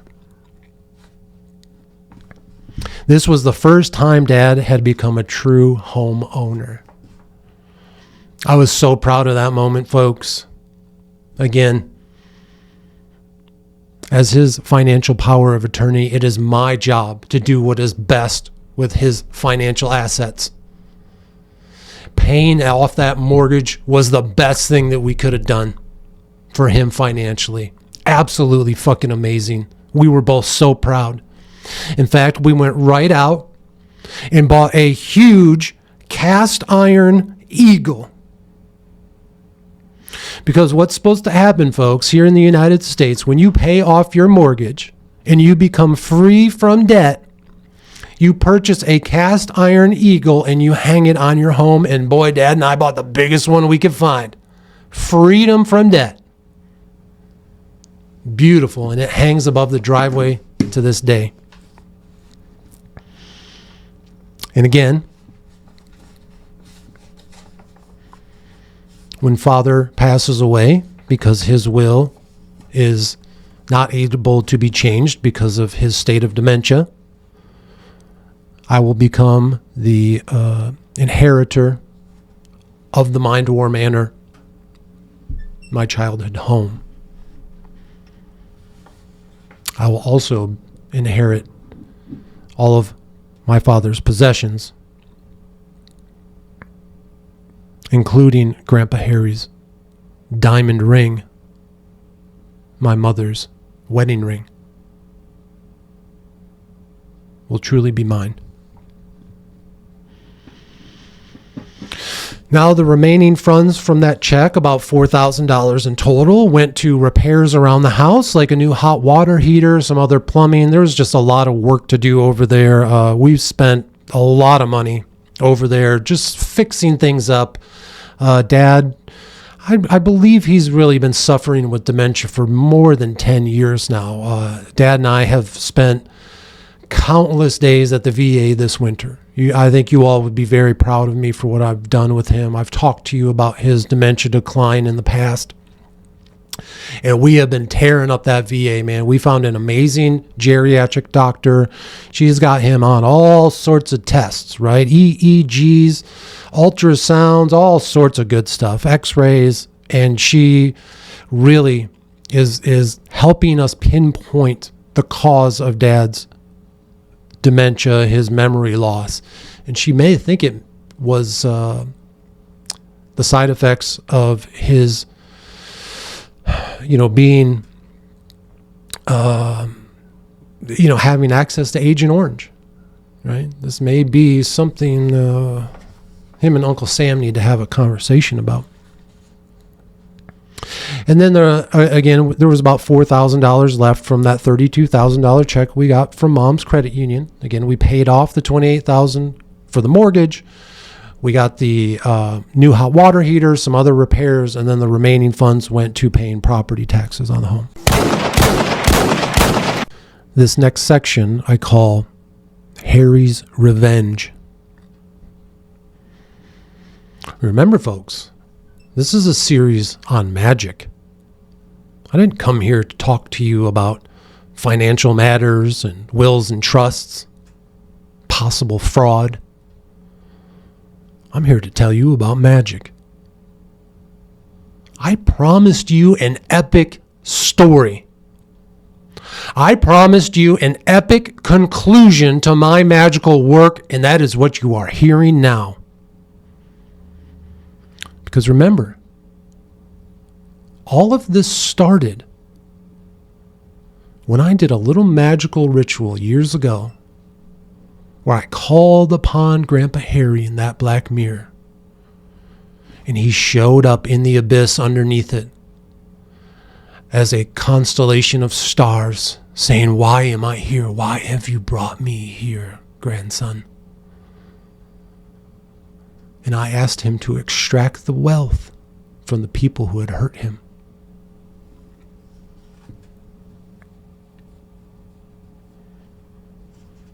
Now remember, earlier in this episode, the clip from Mind War series on magic, episode 17, we talked about the two possible options for Grandpa Harry's death. First, this story about how he went on a hunting trip, just him and his dog, his favorite hunting partner, and that the dog accidentally knocked over the shotgun, which shot him in the chest, killing him. Again, that's the story we were told when we were children. And then as an adult, I came home and heard this story about how Grandpa Harry was quite the ladies' man and may have been having an affair with the local sheriff's wife, and the sheriff shot him, killing him, yet never being brought to justice for that cold-blooded murder. Sounds to me like a third way psyop, folks. That's right. Remember what I've taught you about the third way psyop. This is a term that I came up with. The first way is the mainstream story. Nothing but lies. The dog knocking over the shotgun, killing Grandpa Harry. Mainstream story, complete lie. The conspiracy, the second psyop, also full of lies about Grandpa Harry having an affair and being killed by the sheriff, a sheriff who's never been brought to justice, while you besmirch Harry's name with that lie. But no, there's the third way psyop. This is where the truth is. It's in the third way. Now, I've told all of you that Grandpa Harry's spirit is sort of like my dark passenger. There is a darkness inside of me that I don't understand where it came from. It wasn't my father. It wasn't my mother. It wasn't Grandpa Victor or Grandma Alta. Kind, loving, happy people. Where did this darkness come from? I think it came from Harry. It's that same darkness that I see in Aunt Ruby. It's the same darkness I saw in my own mother. It's the same darkness hidden within Jerry. A darkness that Saul doesn't have. Again, he is a soft man, a Disneyland dork. I think Grandpa Harry had some real darkness in him. I remember shortly before Mother's cancer diagnosis, I went to visit her. And she said something that really shocked me. We were just having a normal conversation sitting there in the living room. And she stopped me. And she said, "I see Harry in your face." And then she ran off upstairs crying. She had never said anything like that to me, folks. But there he was. There he was, showing himself inside of me. Showing himself to her.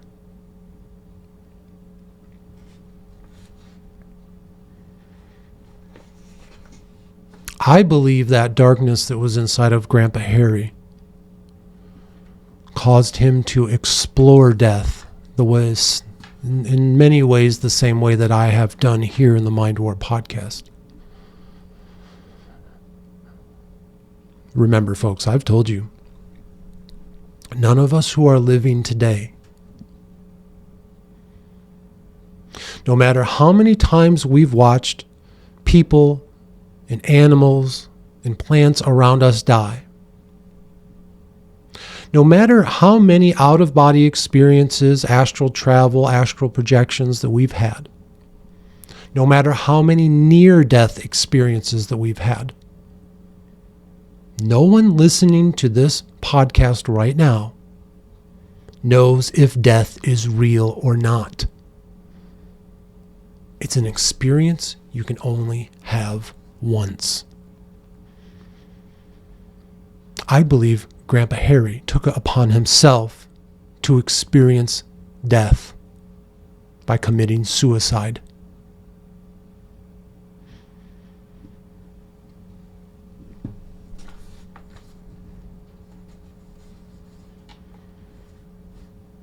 Again, I asked Grandpa Harry to extract the wealth from the people who hurt him. At the time, I was still living under the conspiracy theory that he was shot by the sheriff. But I didn't get money from the sheriff. I got money from his wife and daughters.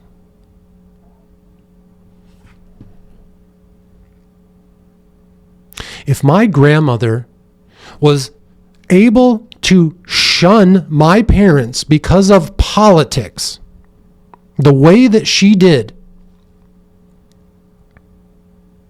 if she is really a hate-filled and spite-filled old woman like that, and was able to hurt my mother the way she did, consciously and purposefully, I can't imagine the amount of pain she put Harry through. What gave me the courage to act this way? What gave me the courage to stand up against my family?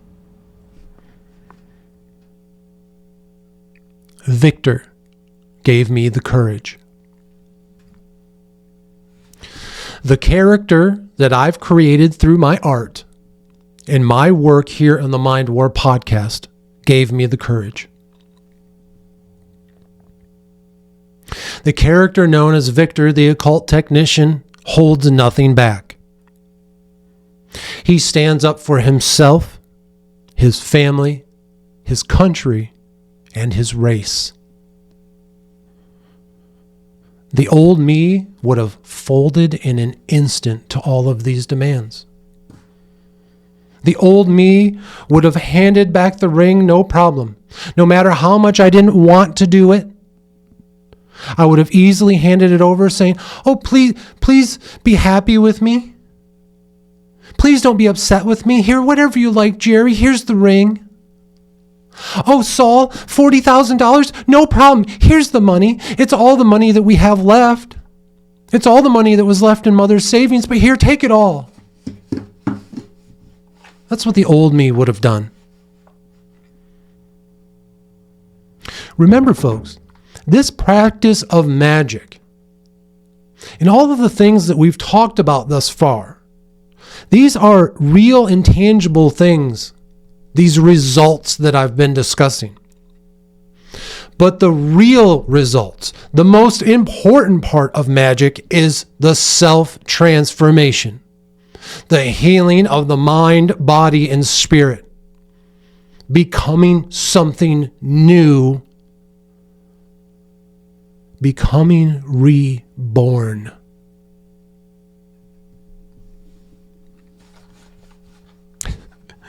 My family, they still call me Danny. To this day, they think they are still dealing with a child.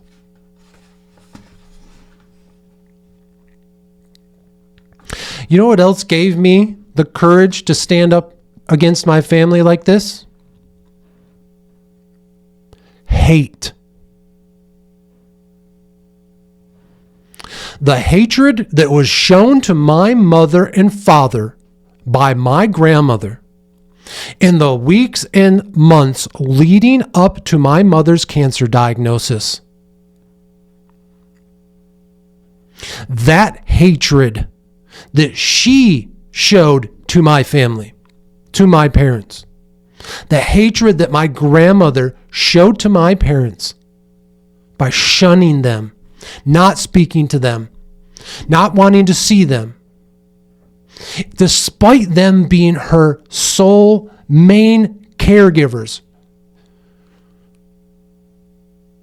The hatred that my grandmother showed my parents because of left-wing filth politics. That's the hatred that gave me the courage to stand up against them.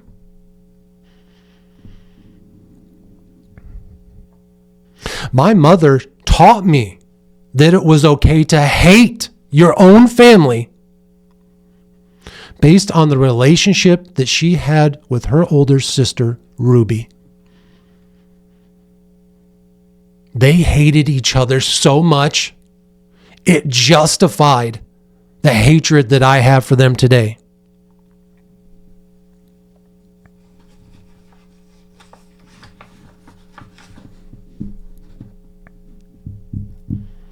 The day my mother died, after I had asked everyone to leave, I went and spoke to my grandmother for the last time. And she said to me, Danny, please don't forget me.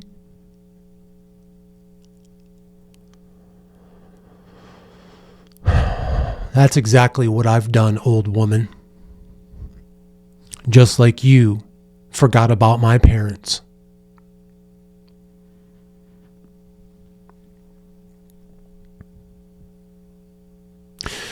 Now, those of you who are listening right now, you can hate me for the things you've heard here today. You can blame me. You can say that I'm the bad guy in this story.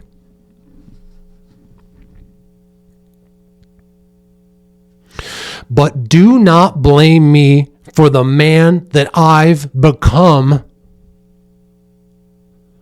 because you have made me into the man I am today. It is your actions. It is the hatred that you taught me that has allowed me to become the man I am today. It was your hate that taught me that it is okay to hate my family. And it was your hate that has justified my actions. The Cult of the Skull.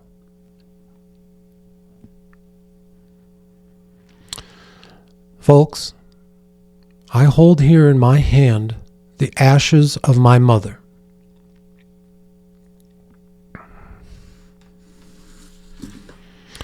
I keep them in this glass skull for a reason.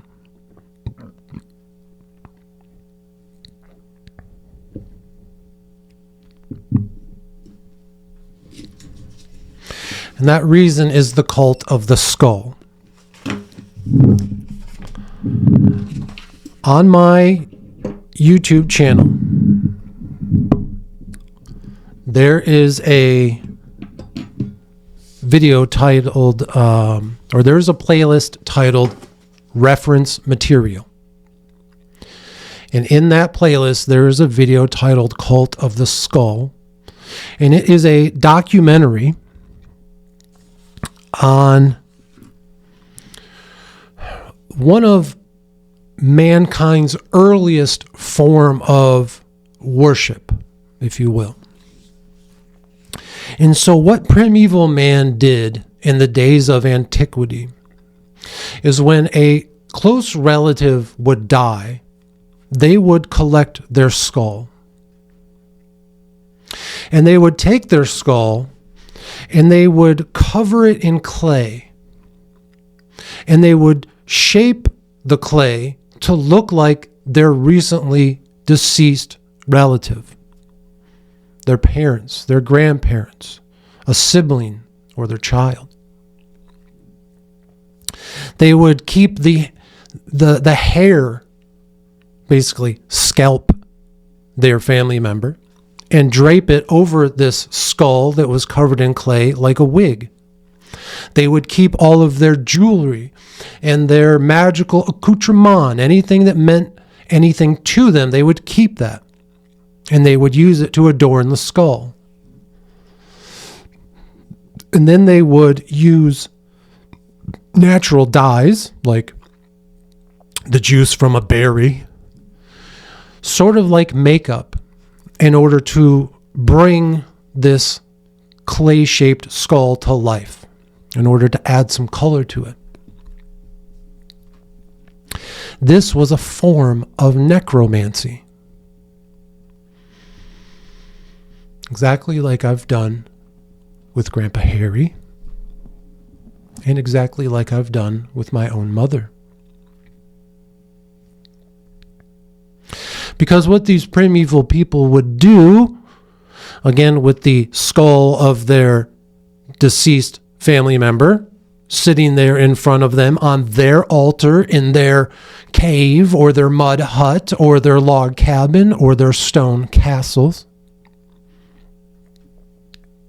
they would call out to them during their ritual. They would call out to them during their magical ceremonies. when they had ingested the psilocybin of the magic mushroom and gotten into the state of somnambulance while working with their medicine men or their wizards. And they would ask their family members for guidance, just like I have done.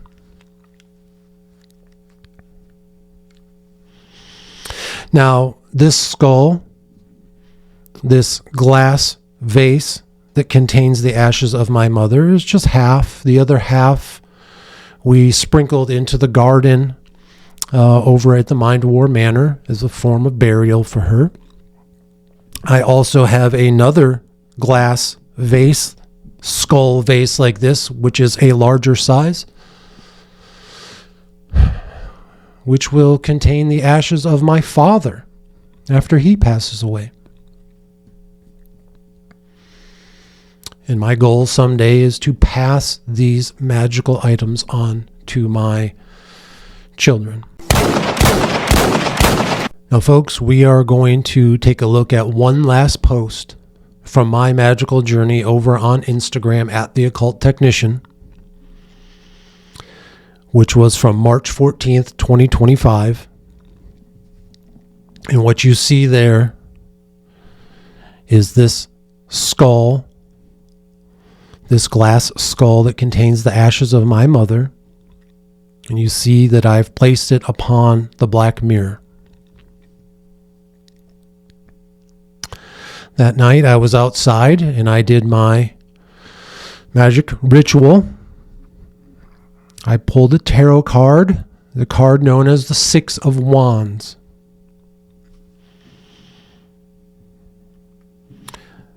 That card symbolizes victory, superiority, confidence, and pride.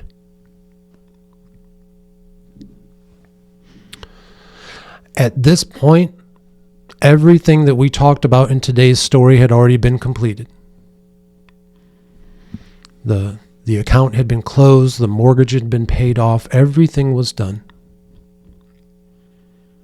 And it did feel like victory after a moment of tragedy. And folks,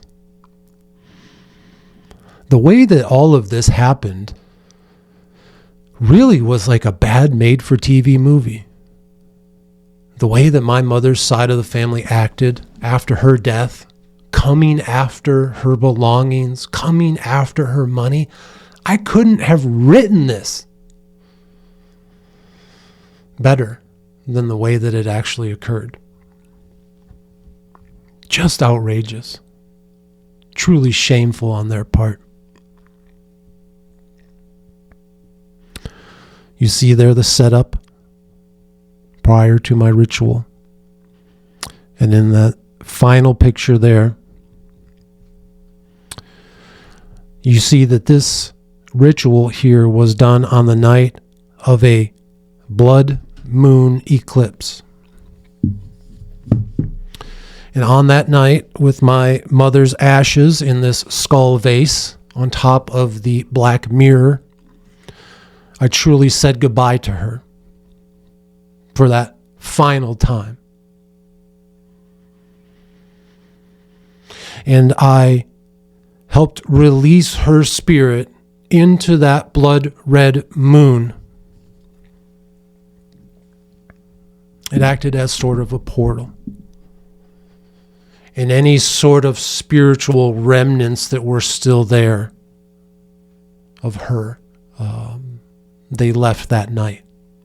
It was a beautiful closing to a very epic story. I mean, truly just amazing how all of this has happened. Going through the Gateway Experience tapes. After the self-help section, moving into the section where we are taught how to help people who have recently died move into the afterlife. When that change occurred in the tapes, that is right when my mother got her cancer diagnosis. And by the end of that series, she had passed away. And throughout that time, every time I listened to a tape, she was right there with me in spirit. Truly amazing. This idea that years before any of this occurred, I called upon my Grandpa Harry through the practice of black magic necromancy and asked him to extract wealth from the people that hurt him. And then just a few years later, receive this $40,000 gift from my grandmother, which was used to pay off the mortgage of the Mind War Manor. I cannot thank you enough, Grandpa Harry. And I thank you too, Grandmother, for the gift.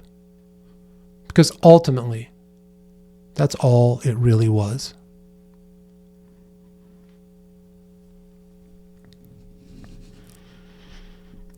Now, folks, we talked about in the last episode how over and over and over again throughout my magical journey, I would conduct a ritual and 3 days later, some type of supernatural miracle would occur. My mother died just 3 days after my birthday.